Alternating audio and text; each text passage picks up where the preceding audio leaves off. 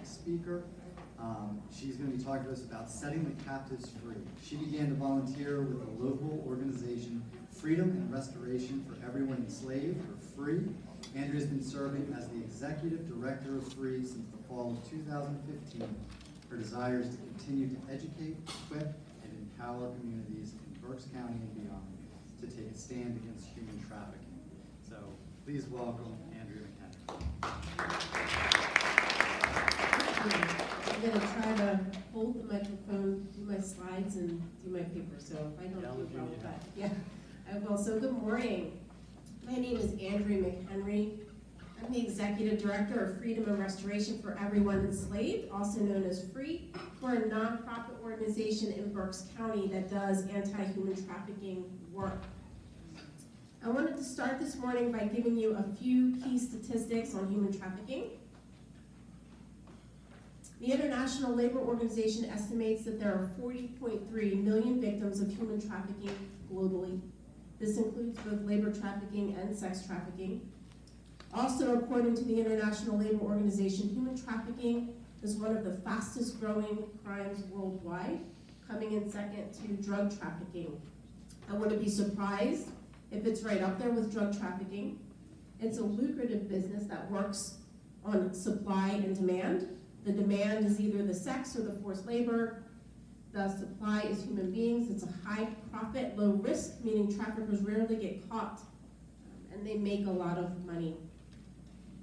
You can sell a drug once, and then you have to buy more drugs to sell, but you can sell a human being over and over and over again.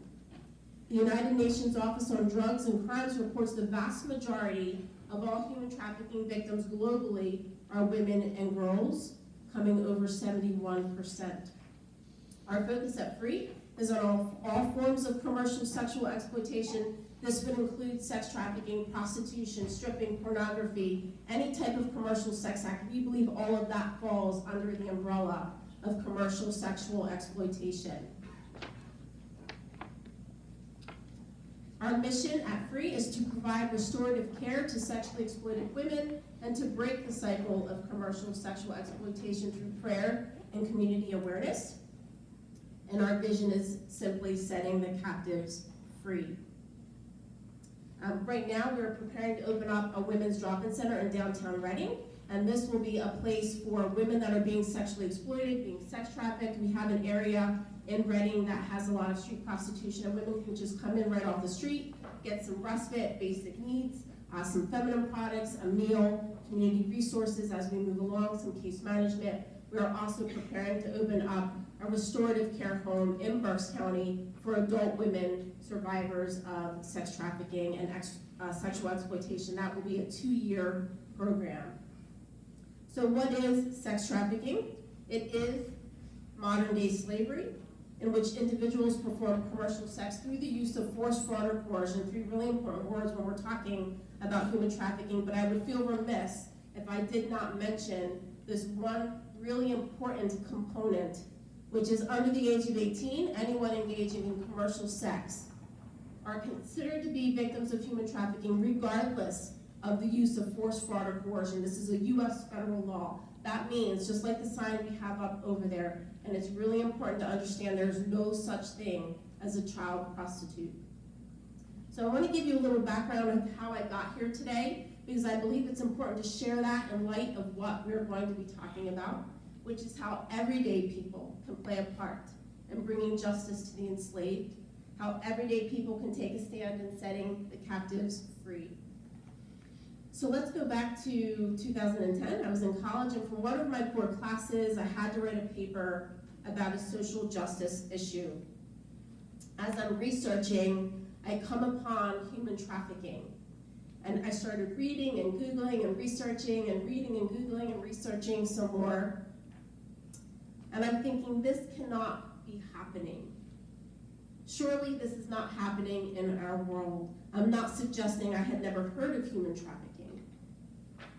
I just didn't understand the magnitude and scope and how it pervades every part of our world. I had no idea the magnitude of it. what really stuck out to me and what surprised me most was how prevalent human trafficking was here in America, in particular sex trafficking. When we think of sex trafficking, we may think of Thailand, Cambodia, India. If we're thinking about it in the United States, we may think of Las Vegas, Los Angeles, California, New York. We may not necessarily think of Pennsylvania, Berks County, Lancaster County, but it's here. Imagine my surprise when I read 12 years old is typically the average age a child is trafficked in America, somewhere between 12 and 14 years of age, that hundreds of thousands of children are trapped into slavery every year in America, that the vast majority of trafficking victims in America are in fact US citizens. And just like that global statistic we heard about a minute ago, I learned women and girls make up the majority of sex trafficking victims nationally. I'm not saying that boys cannot be trafficked. They can, and they are, but we just know predominantly sex trafficking affects women and girls. At this point in time, my daughter was 7 years old, and the only thing I could keep thinking of was, what if this was my daughter? What if this was my daughter? What if this was your daughter? She's somebody's daughter. She's somebody's mother. She's somebody's sister. She's somebody's friend. My heart was absolutely broken, and I knew I could not sit idle. I had to do something. So I wrote that paper on human trafficking, and every paper thereafter, when I had an opportunity to write what I wanted to write about, I wrote about human trafficking. I knew this was my calling. I remember learning about nonprofits in one of my classes, about 501c3s, and I'm a doodler when I'm listening, and so I was doodling on the side of my page, and I was writing in pretty letters, 501c3, and I remember feeling like God saying, this is what you're going to be doing, and I didn't believe him at the time, until today. I can see that that has come to be. Fast forward a little bit, I find a nonprofit organization in Berks County called F.R.E.E.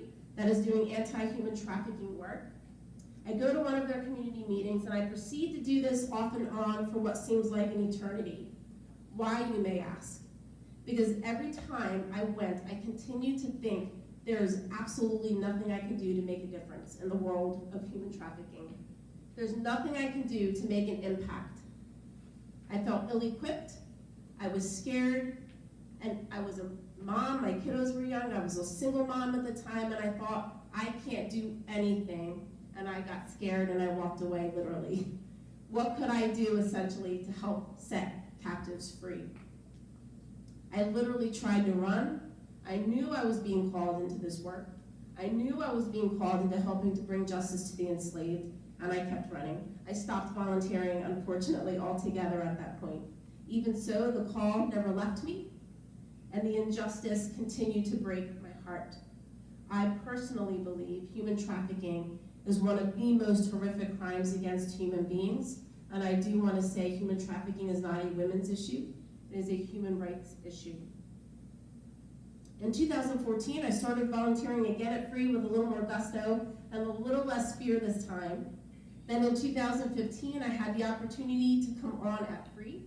as the executive director. I was going to say no until my husband reminded me I had just told God I would do anything for him. That was literally a couple days before the opportunity to take over the organization was on the table. I had just finished reading a great book by Jenny Allen called Anything, and at the end of the book was a prayer saying you would do anything essentially that God asked you to do, and I knew that prayer was coming up, and I kept reading the book and literally shutting the book. I didn't want to say that prayer, and I finally did say that prayer, and a couple days later this opportunity was on the table, and my husband reminded me I had just prayed that. So I had that option before me. Was I going to say yes, or was I going to say no? I know for Berks County, if F.R.E.E. was actually going to dissolve, and I just couldn't let that happen. And so I said yes, and many times it comes down to us just saying yes. I'm not saying it has been easy. In fact, it's been quite the contrary. It's very hard work. So why do I share all of this with you? Because I want to encourage you to step into this work if you feel called. I want you to know you can help in setting the captives free. One thing we always say at F.R.E.E. is this is not the work of one organization, 2, 3, or 50. It's just not. This is the work of people coming together, saying we will stand in the gap and be a voice for the enslaved. We will stand in the gap and advocate justice for people trapped in slavery. We need you in this fight. If you're a professional with specific expertise, we need you. Survivors of sexual exploitation need health care. They need mental health services. They need trauma counseling. They need dental care. Going to the dentist is not something high on the priority list when being prostituted. They need case management and community resources. But if you aren't a professional with specific expertise, we still need you. We need everyday people to use their voices to get legislation passed. We need everyday people to help at information tables. We need everyday people to join us on outreach days. We need everyday people to pray with us and to pray for us. We need everyday people to volunteer their time, their gifts, and their resources. We need everyday people in direct care services. We need you to sit at the table, have a meal with these women, do an art project with them, do a book study with them, take them on an outing to do something fun.